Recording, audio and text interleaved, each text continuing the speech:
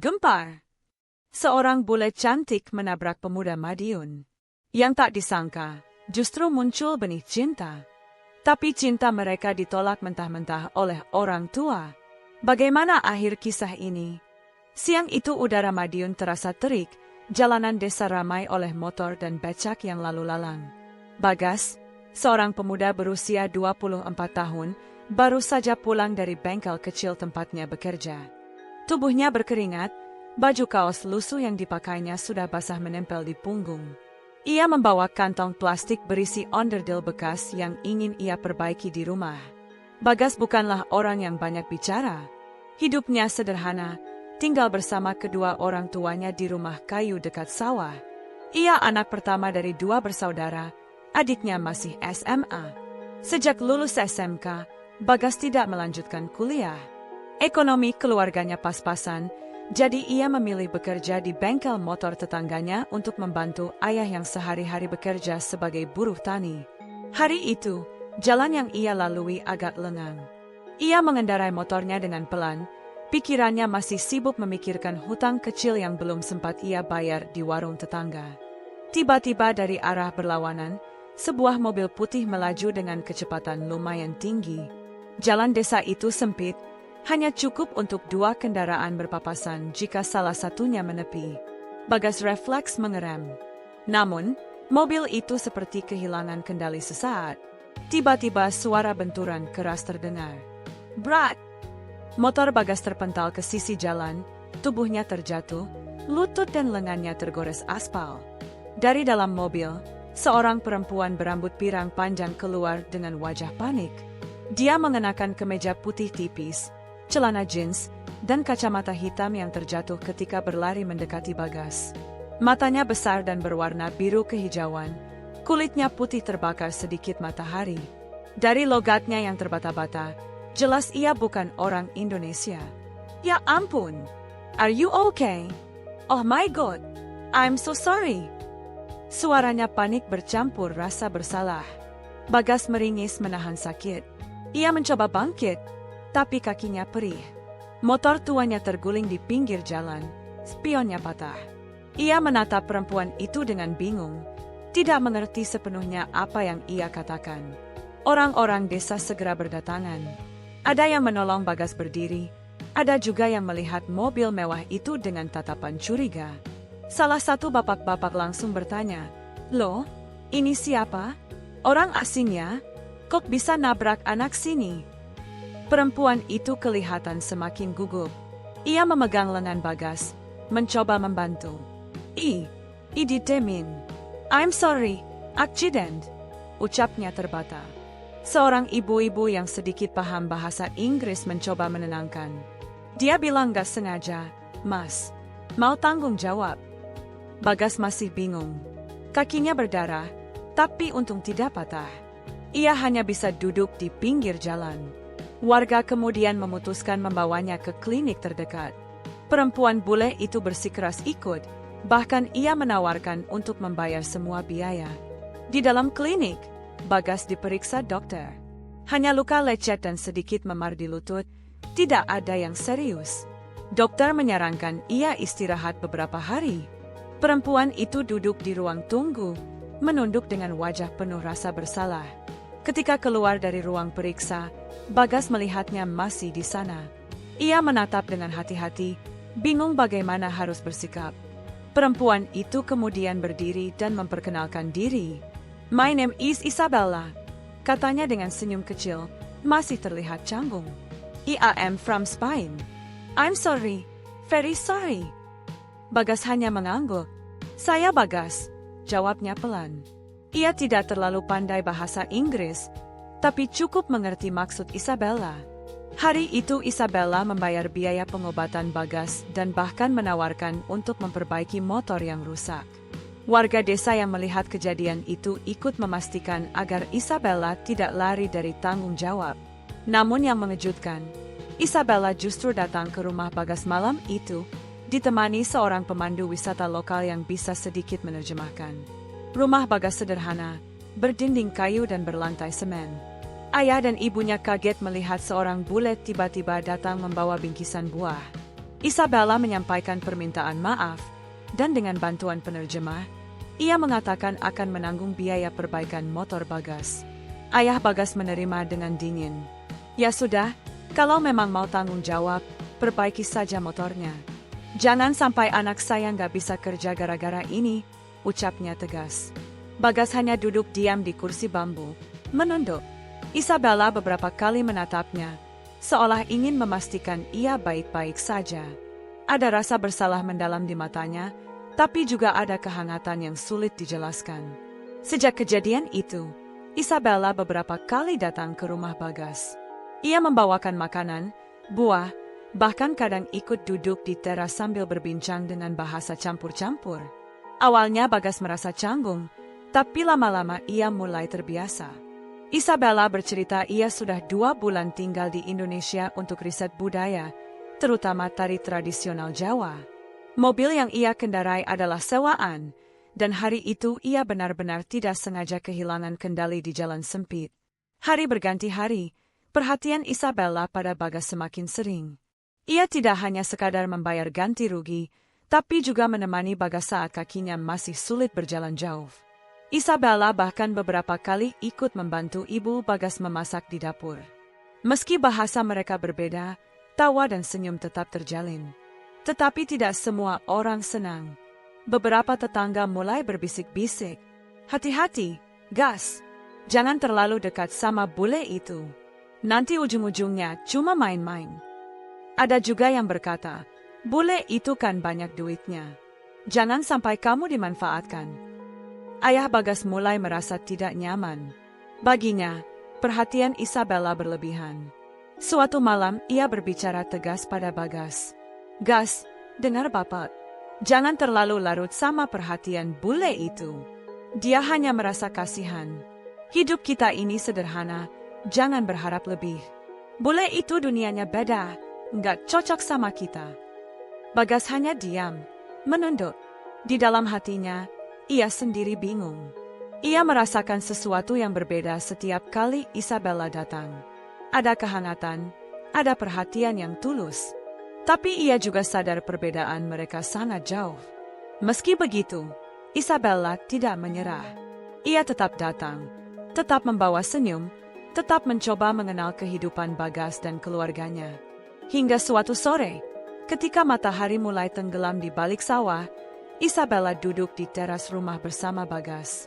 Ia menatap pemuda itu lama, lalu berkata dengan bahasa sederhana yang ia bisa, Bagas, I like you. Bagas terdiam. Jantungnya berdegup cepat. Ia tidak tahu harus menjawab apa. Kata-kata sederhana itu terasa berat, tapi juga indah. Ia hanya menunduk, wajahnya memerah. Sejak saat itu, hubungan mereka tidak lagi sama. Ada perasaan baru yang tumbuh, perasaan yang tidak bisa dipungkiri. Namun di sisi lain, awan gelap konflik mulai mengintai. Restu keluarga, pandangan masyarakat, dan perbedaan budaya menjadi bayangan besar yang siap menghantam kapan saja. Dan malam itu, ayah Bagas yang melihat kedekatan mereka dari kejauhan mulai merasa marah. Dalam hatinya ia bersumpah, hubungan itu harus dihentikan sebelum semuanya terlambat. Hari-hari setelah kejadian itu menjadi bahan pembicaraan warga desa. Keberadaan seorang bule yang sering datang ke rumah Bagas menimbulkan rasa penasaran sekaligus gosip yang beredar kemana-mana. Itu loh, bule cantik sering main ke rumah Bagas, kata seorang ibu di warung kopi. Iya, masa pemuda miskin bisa dekat sama bule? Jangan-jangan bule itu ada maunya, sahut yang lain sambil tertawa kecil. Gosip itu cepat menyebar. Ada yang menganggapnya hal biasa, ada juga yang sinis. Bagas sendiri lebih memilih diam. Ia tidak pandai menanggapi omongan orang. Yang ia tahu, Isabella memang sering datang, menemaninya, dan benar-benar terlihat tulus. Isabella, meski tidak mengerti semua omongan warga, tetap merasakan ada tatapan aneh setiap kali ia lewat. Namun ia berusaha tidak peduli. Ia lebih fokus pada Bagas. Ia merasa nyaman bersama pemuda desa itu, yang apa adanya, jujur, dan sederhana. Suatu sore, Isabella datang membawa buku catatan tebal. Di halaman teras rumah, Ia menunjukkan pada Bagas foto-foto tari tradisional yang sedang ia pelajari.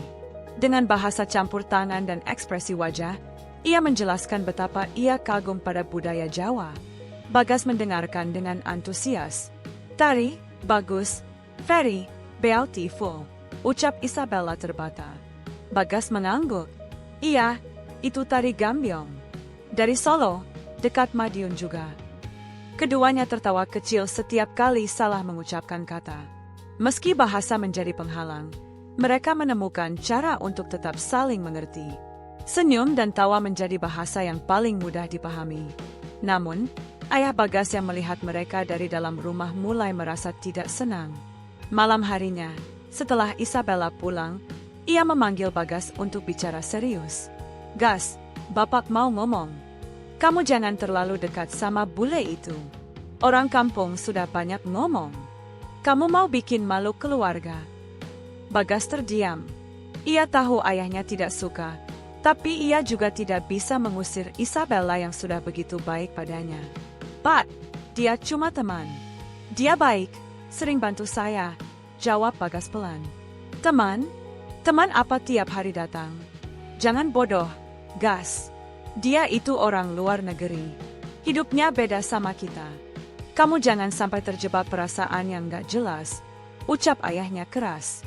Ibu Bagas hanya bisa diam di samping, berusaha menenangkan. "Sudahlah, Pak. Jangan terlalu keras sama anak. Mungkin bule itu benar-benar tulus." "Tulus? Apa kamu yakin? Besok lusa kalau dia pulang ke negaranya, anak kita ini ditinggal. Kamu pikir gampang? Jangan bermimpi terlalu tinggi, Gas," kata ayahnya lagi. Perkataan itu menancap dalam hati Bagas. Ia tahu ayahnya keras karena sayang, tapi ia juga mulai merasakan sesuatu yang berbeda pada Isabella. Setiap kali melihat senyum perempuan itu, hatinya tenang. Setiap kali mendengar suaranya, meski patah-patah, ada rasa hangat yang tidak bisa dijelaskan. Hari berganti.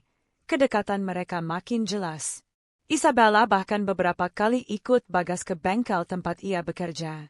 Teman-teman Bagas heran sekaligus menggoda. "Woi, Gas, dapat pacar bule ya?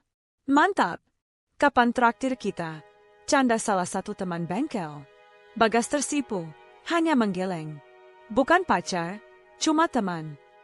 Tapi dalam hatinya ia tahu, perasaan itu sudah tumbuh lebih dari sekadar teman. Suatu malam, ketika listrik desa mati dan rumah gelap gulita, Isabella datang membawa senter kecil. Ia duduk di teras rumah bersama Bagas, memandang bintang-bintang di langit. "Bagas," kata Isabella pelan, dengan bahasa sederhana yang ia bisa. "You, good man. Like you." Bagas terdiam. Ia menunduk, wajahnya memerah. Perasaan itu akhirnya terucap, meski dengan kata-kata terbatas. Jantungnya berdegup kencang. Ia tidak tahu harus menjawab apa, tapi ia tahu hatinya sama. Sejak malam itu, hubungan mereka lebih dekat. Meski belum berani menyebut pacar, ada ikatan tak kasat mata yang terjalin. Isabella semakin sering datang, bahkan belajar beberapa kata bahasa Jawa dari ibu Bagas. Kadang ia ikut memasak, kadang membantu adik Bagas mengerjakan PR. Kehadiran Isabella membawa warna baru di rumah sederhana itu. Namun, ayah Bagas semakin resah. Ia tidak suka melihat kedekatan itu. Baginya, cinta antara anaknya dan seorang bule hanyalah mimpi sesaat yang akan membawa luka di kemudian hari.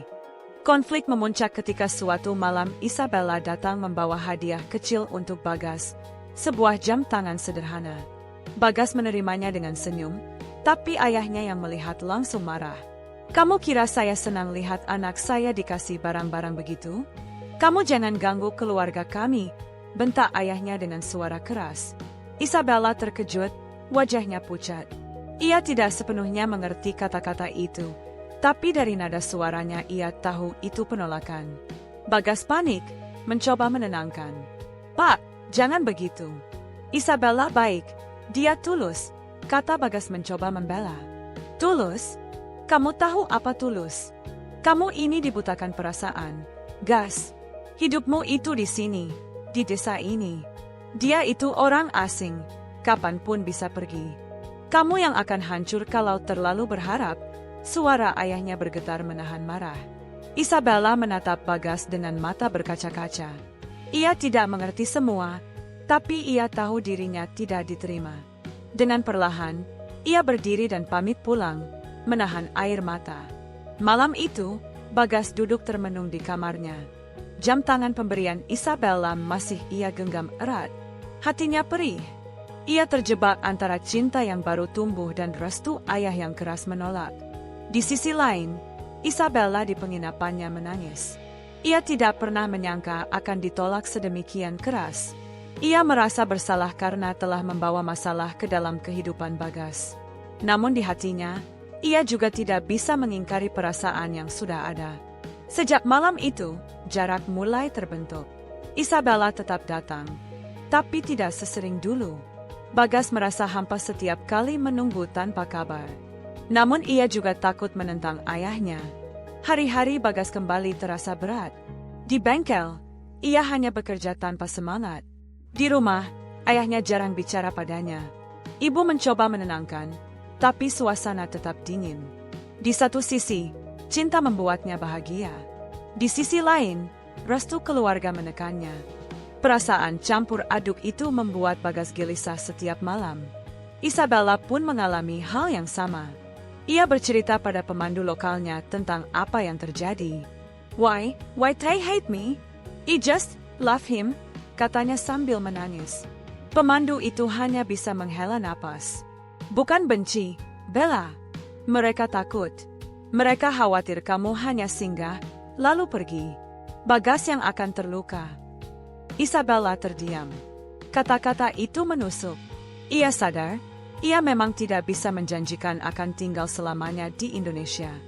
Tapi hatinya berkata lain. Ia benar-benar mencintai Bagas. Dan di malam yang sunyi, kedua hati itu sama-sama gelisah. Cinta sudah tumbuh, tapi dinding besar berupa restu orang tua dan pandangan masyarakat berdiri kokoh di hadapan mereka. Bagas tahu, perjuangan cintanya baru saja dimulai. Sejak pertengkaran malam itu, suasana rumah Bagas terasa berbeda.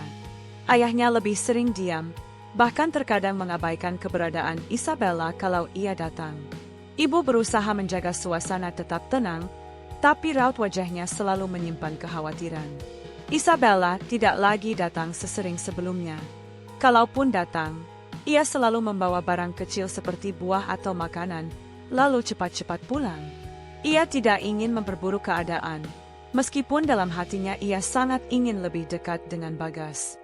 Namun, gosip di desa justru semakin ramai. Di warung kopi, orang-orang terus membicarakan hubungan mereka. Katanya bule itu suka sama Bagas beneran. Ah, mana mungkin. Paling cuma kasihan. Kalau sampai jadi, wah, heboh satu kampung. Bagas mendengar bisikan itu setiap kali ia lewat. Hatinya terasa berat. Ia tidak bisa menjelaskan apapun. Baginya, perasaan Isabella nyata. Tapi membuktikan itu pada semua orang, terutama ayahnya, bukanlah hal mudah. Di bengkel tempat Bagas bekerja, teman-temannya juga sering menggoda. Gas, kapan bule itu traktir kita makan sate? Jangan-jangan nanti kamu yang dibawa ke Spanyol, Gas. Bagas hanya tersenyum pahit. Ia tidak ingin membicarakannya terlalu jauh. Ia tahu hubungannya dengan Isabella belum jelas, apalagi restu keluarganya belum ada. Suatu sore, Isabella datang lagi. Ia duduk di teras rumah sambil menunggu Bagas pulang dari bengkel. Ibu Bagas menemaninya sebentar, mencoba ramah meskipun hatinya cemas. Bella, kamu baik sekali sama Bagas. Tapi kamu tahu kan, hidup kami sederhana, kata ibu pelan. Isabella berusaha memahami maksudnya. Ia hanya mengangguk, lalu menjawab dengan bahasa yang ia kuasai.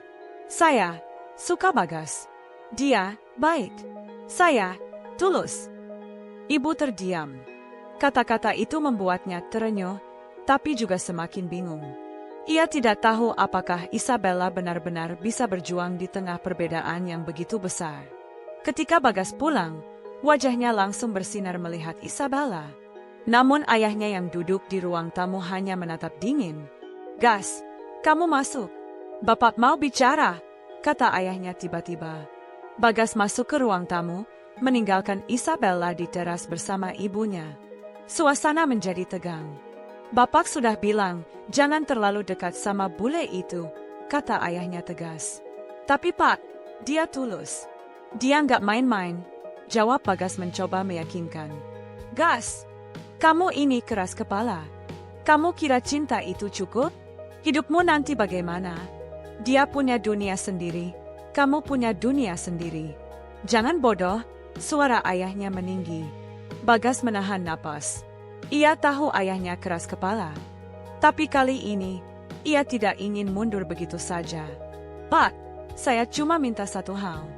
Jangan langsung menolak tanpa mengenalnya lebih dalam. Isabella baik. Dia nggak seperti yang Bapak pikir. Ayahnya terdiam sejenak, lalu menghela napas panjang. Kamu masih muda, Gas. Kamu belum tahu dunia. Dengar kata bapakmu. Jangan bikin masalah. Pembicaraan itu berakhir tanpa keputusan. Bagas keluar dengan wajah lesu. Isabella menatapnya, berusaha mencari jawaban, tapi Bagas hanya tersenyum tipis untuk menutupi hatinya yang hancur. Malam itu, Bagas tidak bisa tidur. Ia berbaring menatap langit-langit kamar, memikirkan semua perkataan ayahnya. Di satu sisi, ia sangat mencintai Isabella. Di sisi lain, ia tidak bisa mengabaikan restu keluarganya. Isabella pun mengalami hal yang sama. Di penginapannya, ia duduk sendirian menatap jendela. Ia teringat tatapan dingin ayah Bagas, juga gosip yang ia dengar dari warga meski tidak sepenuhnya mengerti. Hatinya terasa hampa. Beberapa hari kemudian, Isabella memutuskan menemui Bagas di bengkel. Ia membawa makan siang dalam kotak sederhana. Teman-teman Bagas langsung bersorak menggoda. Gas, rajin banget pacarmu. Enak banget jadi kamu. Wah, bule cantik bawain makan. Hebat, Gas. Bagas hanya tersenyum malu. Namun di dalam hatinya ia merasa hangat. Isabella duduk di kursi kayu, melihat Bagas bekerja. Meski tidak mengerti banyak, ia terlihat bahagia hanya dengan berada di dekatnya. Selesai makan, Isabella menatap Bagas dengan serius. Dengan bahasa campur tangan, ia berkata, Bagas, I want 3 fict for you. Bagas terkejut, lalu tersenyum. Ia tahu maksudnya, Isabella ingin berjuang untuk cintanya. Hari-hari berikutnya, Isabella semakin berusaha mendekat ke keluarga Bagas. Ia sering membantu ibu memasak, belajar beberapa kata bahasa Jawa, bahkan mencoba ikut kerja bakti di desa. Warga mulai melihat sisi lain darinya. Tidak semua masih sinis, beberapa mulai simpati. Namun, ayah Bagas tetap keras. Setiap kali melihat Isabella, wajahnya selalu tegang. Baginya, semua usaha itu tidak cukup. Ia masih percaya cinta mereka tidak akan bertahan. Konflik makin besar ketika suatu malam ada pertemuan keluarga kecil di rumah. Ayah memanggil Bagas, Ibu, dan Isabella. Dengan bahasa yang dicampur bantuan penerjemah dari tetangga, ayah berbicara langsung pada Isabella. Kamu orang baik. Saya tahu kamu peduli sama Bagas. Tapi saya tidak setuju kalau kamu bersama dia. Hidupmu beda. Kamu punya masa depan di luar negeri. Bagas anak desa. Jangan hancurkan hidupnya dengan mimpi yang tidak mungkin. Isabella terdiam. Air matanya mulai mengalir. Ia mencoba menjawab dengan terbata-bata. Saya cinta Bagas. Tidak main-main. Ayah menggeleng keras. Cinta tidak cukup. Restu saya tidak ada. Hentikan sekarang sebelum terlambat. Bagas langsung berdiri, wajahnya memerah. Pak, jangan begitu. Isabella tulus. Saya juga cinta dia. Kenapa Bapak tidak bisa terima? Pertengkaran pecah malam itu. Ibu mencoba menenangkan, tapi ayah tetap keras kepala. Isabella akhirnya keluar dari rumah dengan menangis. Bagas mengejarnya, mencoba menenangkan, tapi Isabella hanya bisa berkata, Bagas, Maim, I must go. Malam itu menjadi titik balik. Hubungan mereka semakin sulit. Isabella merasa tidak diterima, sementara Bagas terjebak di antara cinta dan restu keluarga. Di hari-hari berikutnya, Isabella mulai jarang datang. Ia sibuk dengan risetnya, tapi juga sengaja menjaga jarak. Bagas merasa kehilangan, tapi tidak bisa berbuat banyak. Di dalam hati, ia tahu perjuangannya masih panjang. Cinta mereka baru saja diuji, dan ia tidak tahu apakah bisa bertahan. Namun satu hal pasti, ia tidak ingin menyerah begitu saja. Hari-hari setelah pertemuan keluarga itu terasa sangat panjang bagi Bagas. Setiap malam ia tidak bisa tidur dengan tenang. Kata-kata ayahnya terus terngiang di kepala, "Restu saya tidak ada.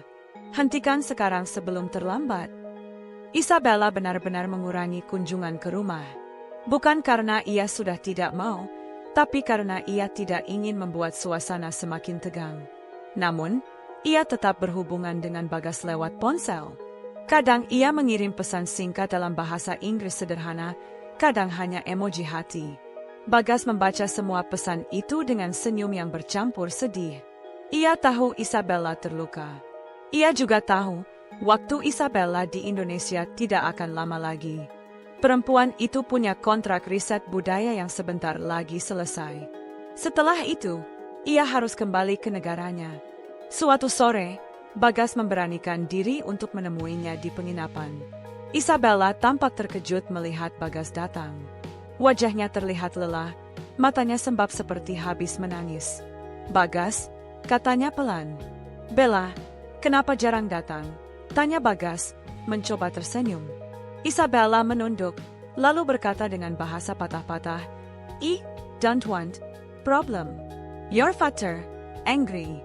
Yesterday." Bagas menarik napas dalam. Ia duduk di kursi dekat Isabella, lalu menatapnya serius. "Bella, jangan pikir begitu. Aku tahu Bapak keras, tapi aku percaya kamu tulus. Aku juga sayang sama kamu." Air mata Isabella jatuh. Ia menggenggam tangan Bagas erat. "But, I must go. My contract finish. 2 weeks. I go back Spain." Bagas terkejut. Ia tidak menyangka waktunya sesingkat itu. Dadanya sesak, kepalanya berputar. 2 minggu saja, itu tidak cukup untuk membuktikan cintanya pada ayah dan semua orang. "Bella, jangan pergi dulu," katanya terbata. Isabella menggeleng. "I can't. My work finish.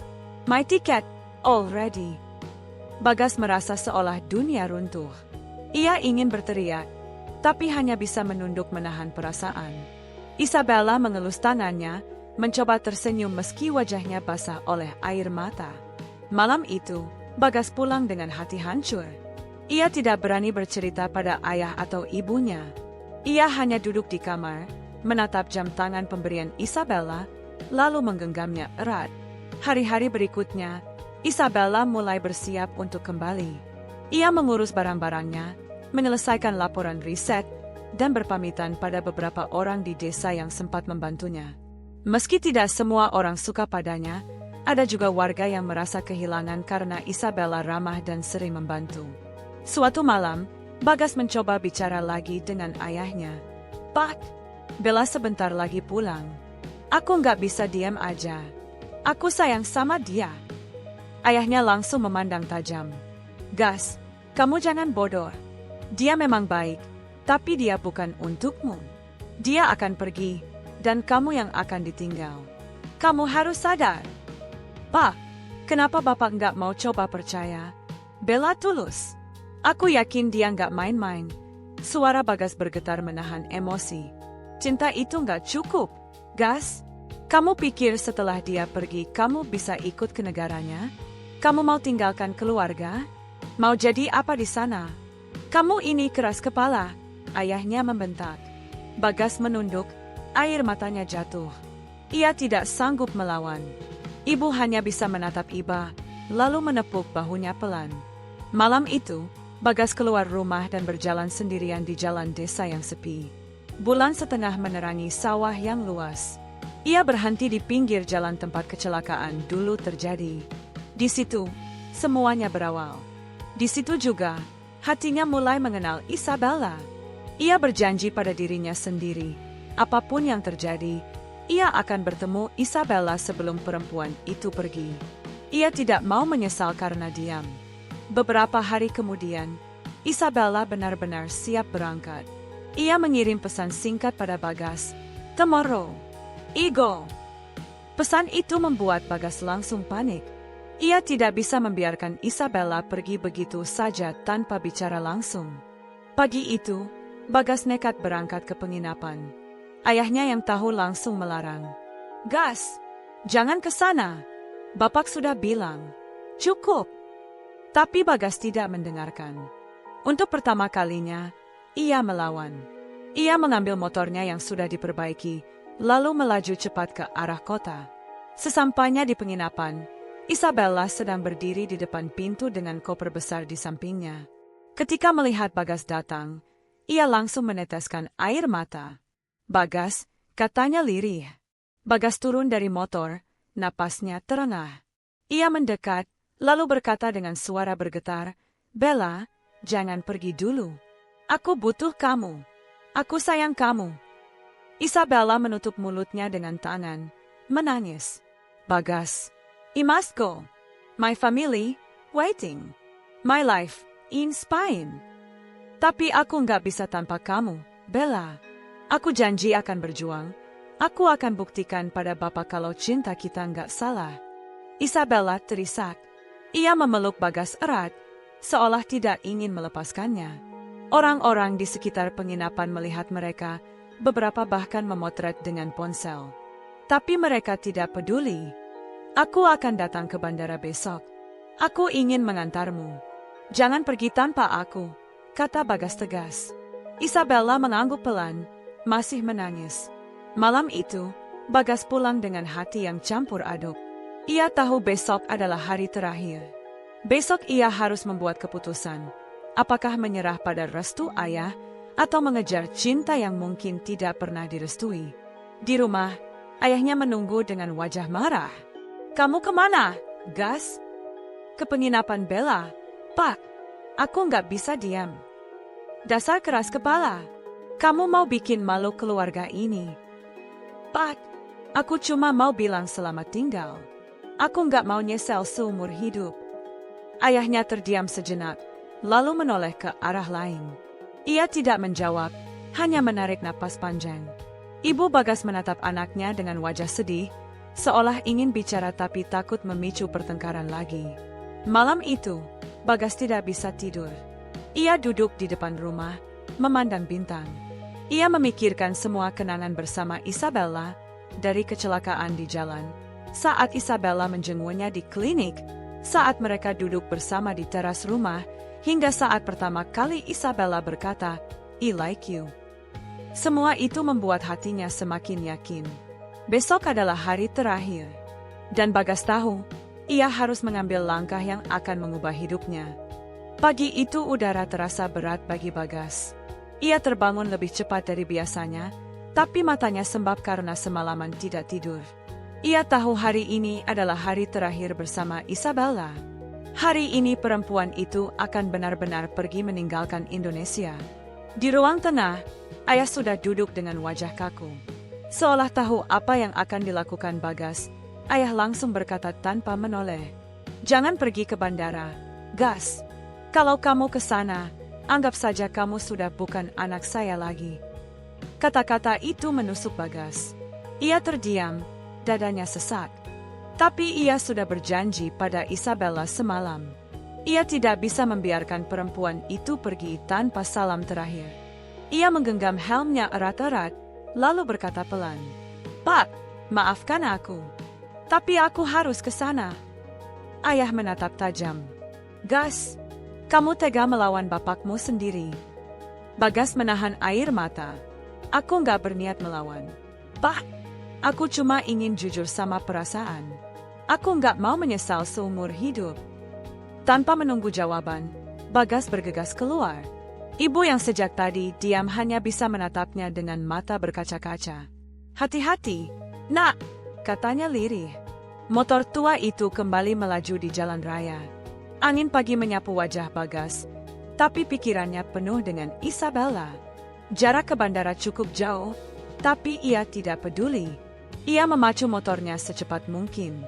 Sementara itu, di bandara, Isabella berdiri dengan koper besar di sampingnya. Wajahnya sendu, matanya sembab.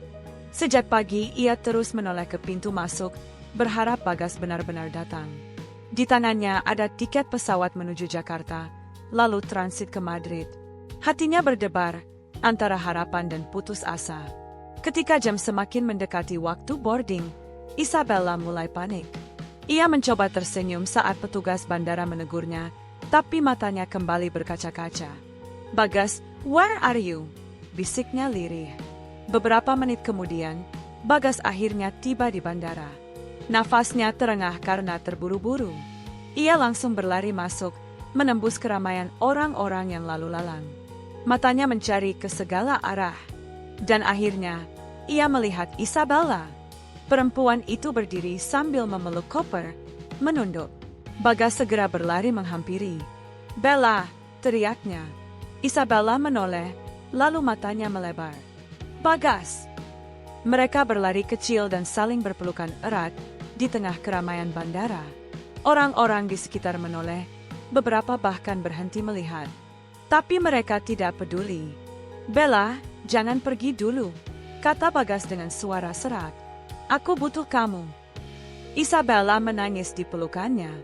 "Bagas, I must go. My family waiting. My life in Spain. But my heart with you." Bagas menatap matanya dalam-dalam. "Kalau hatimu sama aku, jangan biarkan jarak pisahkan kita. Aku akan cari jalan. Aku akan kerja keras. Aku akan kejar kamu sampai ke Spanyol kalau perlu." Isabella terisak, menggenggam wajah Bagas dengan kedua tangannya. "I believe you. But I'm scared. Your father hate me." Bagas menggeleng cepat. "Aku akan buktikan ke Bapak. Aku nggak akan menyerah." Tiba-tiba, suara lantang memecah suasana. "Bagas!" Bagas menoleh. Ayahnya berdiri beberapa meter dari mereka, wajahnya penuh amarah. Rupanya sejak pagi ayah sudah membuntutinya, tidak percaya anaknya benar-benar akan ke bandara. Orang-orang semakin ramai menoleh, suasana jadi tegang. Bagas berdiri kaku, sementara Isabella menunduk ketakutan. "Gas, pulang sekarang juga," bentak ayahnya. "Pak, tolong dengar aku dulu." Bagas bersuara lantang. "Aku nggak bisa ninggalin Bella begitu saja. Aku sayang dia, Pak." "Sayang? Kamu pikir cinta bisa bikin kamu hidup? Kamu mau ikut perempuan itu ke luar negeri. Tinggalkan tanah kelahiranmu. Tinggalkan keluargamu. Kamu pikir gampang hidup di negeri orang?" Suara ayahnya bergetar menahan emosi. Bagas terdiam sejenak. Lalu ia menatap ayahnya dengan mata berkaca-kaca. "Pak, aku tahu Bapak takut aku gagal. Tapi aku nggak takut miskin. Aku nggak takut susah. Yang aku takutkan cuma satu, nyesal karena ninggalin orang yang aku cintai." Kerumunan semakin menegang. Isabella hanya bisa menangis, memegangi tangan Bagas erat-erat. Ayahnya menarik napas dalam, lalu menggeleng keras. "Gas, kamu keras kepala. Kalau kamu tetap pilih perempuan itu, jangan pulang lagi ke rumah." Bagas terhentak. Kata-kata itu seperti petir yang menyambar. Tapi ia sadar, saat itu ia harus memilih. Ia menoleh pada Isabella, yang wajahnya penuh air mata. "Bagas, no. Don't forget your father because of me. I don't want you lost family." Bagas menggenggam tangannya makin erat. "Bella, aku yang pilih jalan ini. Aku harus jujur pada hatiku." Isabella semakin menangis. "Bagas!" Suara panggilan boarding terdengar. Petugas mengumumkan penerbangan menuju Jakarta. Isabella menoleh ke arah gate dengan wajah panik. Ayah masih berdiri dengan tatapan tajam. Bagas berdiri di antara keduanya, hatinya terkoyak. Akhirnya, dengan suara bergetar, ia berkata, "Pak, aku mohon, doakan aku. Aku nggak bisa ninggalin Bella. Aku akan buktikan kalau aku bisa hidup dengan pilihanku." Ayah terdiam. Wajahnya pucat, tangannya bergetar. Ia menunduk, lalu membalikkan badan pergi tanpa sepatah kata. Bagas ingin mengejarnya, tapi Isabella menahan. Bagas, your father is dead. Please. Bagas menatap punggung ayahnya yang menjauh, lalu menunduk. Hatinya sakit, tapi ia tahu pilihan sudah dibuat. Petugas bandara kembali mengumumkan. Isabella mengusap air matanya, lalu memegang wajah Bagas. "I must go now. But, I promise, 'tis not the end." Bagas terdiam. Ia mencium kening Isabella pelan, lalu berbisik, "Aku akan datang padamu, Bella. Tunggu aku." Dengan berat hati, Isabella berjalan menuju gate. Ia menoleh beberapa kali, melambaikan tangan sambil menangis. Bagas berdiri mematung, dadanya sesak, air matanya jatuh tanpa henti. Ketika Isabella akhirnya hilang di balik pintu keberangkatan, Bagas jatuh berlutut. Tangannya mengepal, matanya menatap kosong. Ia tahu, hidupnya tidak akan sama lagi. Di tengah keramaian bandara, ia berbisik pada dirinya sendiri, "Aku nggak akan menyerah. Aku akan kejar kamu sampai ke ujung dunia." Sejak hari itu, rumah Bagas terasa berbeda. Ayah tidak lagi menyapanya. Setiap kali mereka bertemu di ruang tengah, ayah hanya lewat tanpa menoleh. Ibu berusaha menengahi, tapi Bagas tahu hatinya sudah melukai keluarganya. Bagas sering duduk termenung di kamar. Suara Isabella di bandara, janji yang mereka ucapkan, terus terngiang. Tapi setiap kali ia ingat wajah ayahnya yang kecewa, hatinya kembali perih. Hari-hari terasa berat. Bagas tetap bekerja serabutan, membantu di bengkel, kadang ikut temannya mengantar barang. Uang yang ia tabung selalu disisihkan sedikit demi sedikit. Ia tidak lagi menghambur-hamburkan waktu. Semua fokusnya hanya satu, mengumpulkan cukup uang untuk suatu hari bisa menyusul Isabella. Namun, setiap malam, kerinduan itu semakin kuat. Ia membuka ponsel tuanya, melihat foto Isabella yang mereka ambil di warung kopi. Isabella tersenyum sambil memegang es teh, wajah polos dan hangat. Bagas selalu tersenyum kecil, meski akhirnya air matanya jatuh. Komunikasi mereka tidak selalu lancar. Kadang Isabella bisa menelepon lewat video call, tapi karena perbedaan waktu dan kesibukan, mereka hanya bicara sebentar. Isabella selalu berkata hal yang sama, "Bagas, stay strong. I wait you." Bagas menjawab dengan keyakinan, "Aku janji, Bella. Aku akan datang." Meski begitu, ada kalanya sinyal buruk, ada kalanya Isabella tidak bisa dihubungi berhari-hari. Bagas merasa gelisah, takut kehilangan. Tapi ia berusaha percaya. Sementara itu, hubungan dengan ayahnya semakin dingin. Ayah masih keras kepala. Pernah suatu malam, Bagas mencoba bicara. "Pak, aku tahu Bapak marah sama aku. Tapi aku nggak pernah berhenti hormat sama Bapak." Ayah tidak menoleh. Ia hanya berkata, "Kalau kamu masih hormat, kamu akan nurut. Kamu bukan anak kecil lagi, tapi kamu juga belum cukup dewasa untuk tahu pahitnya dunia. Jangan menyesal nanti." Bagas terdiam. Ia tahu sulit mengubah hati ayahnya dalam waktu singkat. Ia hanya bisa membuktikan lewat tindakan. Waktu terus berjalan. Musim berganti. 1 tahun berlalu sejak Isabella pergi. Bagas kini lebih matang. Ia berhasil mengumpulkan tabungan cukup besar dari bekerja di bengkel motor. Selain itu, ia sering ikut kerja proyek bangunan. Tubuhnya lebih kekar, kulitnya makin legam, tapi semangatnya tidak pernah padam. Suatu malam, Isabella menelepon dengan wajah murung. "Bagas, my family, push me. They want me marry Spanish man. They say, long distance with you impossible." Bagas terdiam, jantungnya berdegup kencang. "Bella, kamu nggak setuju kan?" Isabella menggeleng cepat. "No, I don't. But, I'm scared. They angry. They don't understand about us." Bagas mengepalkan tangan. "Bella, dengar aku. Aku nggak akan biarin orang lain ambil kamu. Aku akan ke Spanyol. Aku kerja keras buat itu. Tolong tunggu aku." Isabella menangis. "I trust you. Please, hurry." Sejak percakapan itu, Bagas semakin bersemangat. Ia mulai mencari informasi tentang beasiswa, kerja di kapal, atau lowongan di luar negeri. Tapi prosesnya tidak mudah. Ia hanya lulusan SMA, pengalaman terbatas. Berkali-kali ia ditolak. Tapi Bagas tidak menyerah. Ia yakin ada jalan. Di sisi lain, hatinya juga masih ingin memperbaiki hubungan dengan ayah. Suatu sore, ketika ayah sedang duduk di beranda, Bagas memberanikan diri lagi. "Pak, saya mau bicara." Ayah mendesah. "Apa lagi?" Bagas duduk di sampingnya.